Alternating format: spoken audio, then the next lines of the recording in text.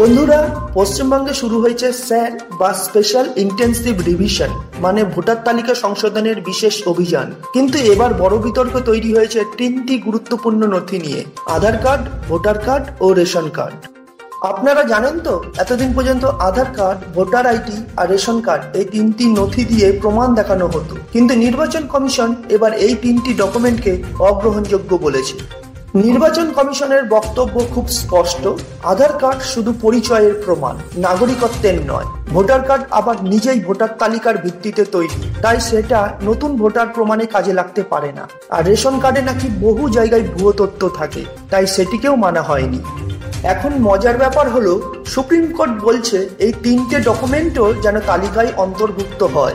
অর্থাৎ আদালত চাইছে সব সাধারণ মানুষের কাছে যেসব নথি সহজলভ্য সেগুলো গ্রহণযোগ্য হোক। ফলে এখন বড় প্রশ্ন হলো, নির্বাচন কমিশন কি শেষ পর্যন্ত নরম হবে, নাকি আধার কার্ড, ভোটার কার্ড আর রেশন কার্ড ছাড়া অন্য নথি দিয়েই চলবে এই স্যার প্রক্রিয়া? আপনারা কি মনে করেন, আধার কার্ড, ভোটার কার্ড আর রেশন কার্ড বাদ দেওয়া ঠিক হয়েছে, নাকি এগুলো গ্রহণ করা উচিত ছিল? কমেন্টে লিখে জানাতে ভুলবেন না। আর ভিডিওটি ভালো লাগলে লাইক, শেয়ার আর সাবস্ক্রাইব করে আমাদের সঙ্গে থাকুন। ধন্যবাদ।